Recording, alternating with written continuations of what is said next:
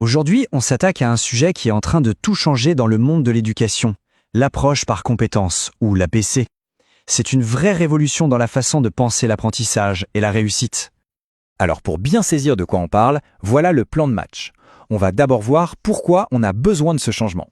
Ensuite, on va décortiquer ce que c'est, une compétence, et puis on verra comment ça se passe concrètement, dans la salle de classe, et ce que ça change pour la valeur d'un diplôme à la fin. Allez, on commence par la balle. Le but même de l'éducation est en train de basculer. On ne se concentre plus seulement sur le savoir, mais sur la capacité à agir. C'est un changement de paradigme complet. Et voilà, en gros, le cœur du changement. Avant, l'école, c'était un peu comme remplir un disque dur de connaissances. Aujourd'hui, avec l'approche par compétences, l'idée c'est d'apprendre à utiliser ces connaissances. Ce qui compte, ce n'est plus seulement de savoir, mais de savoir agir. C'est une nuance, mais elle change absolument tout. Et ça nous amène à une question de fond, une question vraiment essentielle. Est-ce que le système traditionnel est encore adapté ?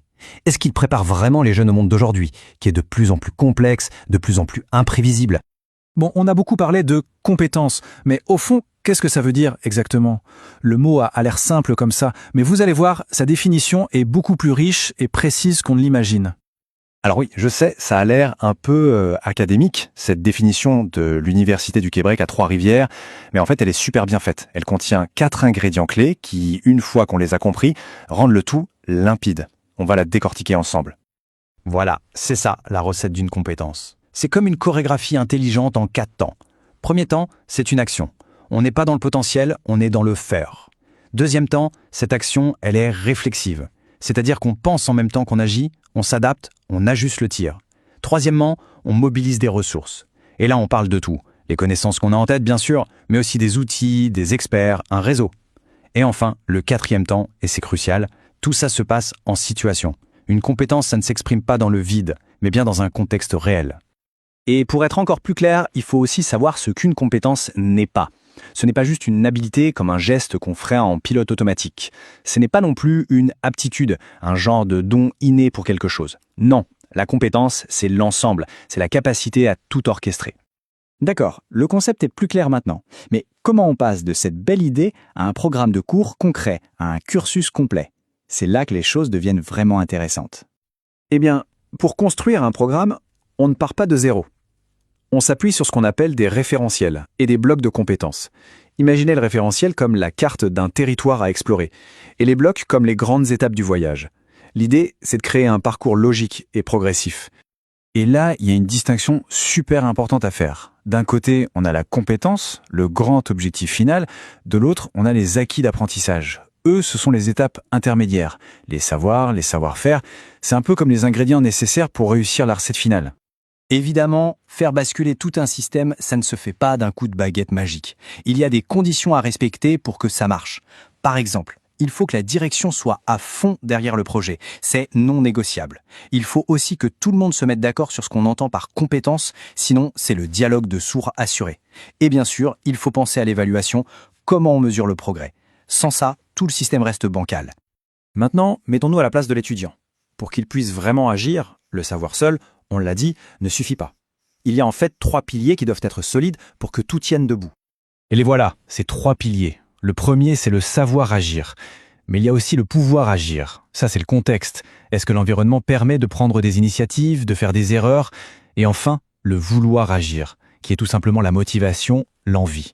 Si un de ces 3 piliers manque, tout l'édifice s'écroule.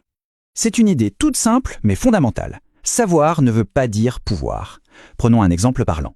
Un étudiant qui maîtrise parfaitement la théorie de son sujet, mais qui est tétanisé à l'idée de prendre la parole en public.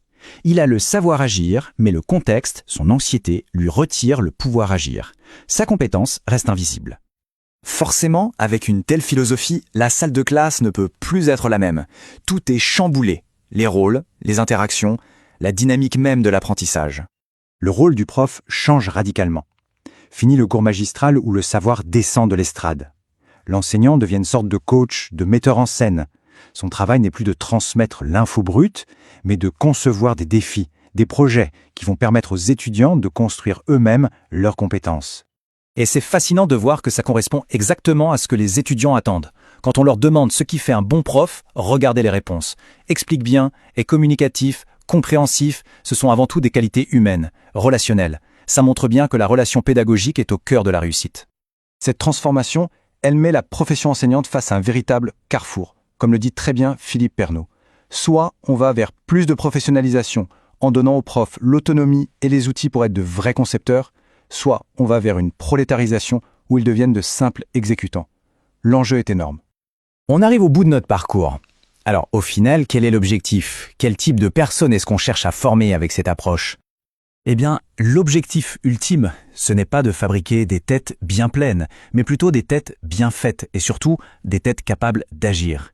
L'idée, c'est de former des individus autonomes, capables de naviguer dans un monde complexe, de s'adapter, de trouver des solutions à des problèmes qui n'existent peut-être même pas encore. Et on va se quitter sur cette question ouverte. Si on accepte que la compétence, c'est la capacité à agir dans un monde complexe, alors la vraie question n'est pas de savoir si c'est la solution finale, mais plutôt de se demander quelle sera la prochaine étape. Comment l'éducation doit-elle continuer sans cesse à évoluer? La réflexion ne fait que commencer.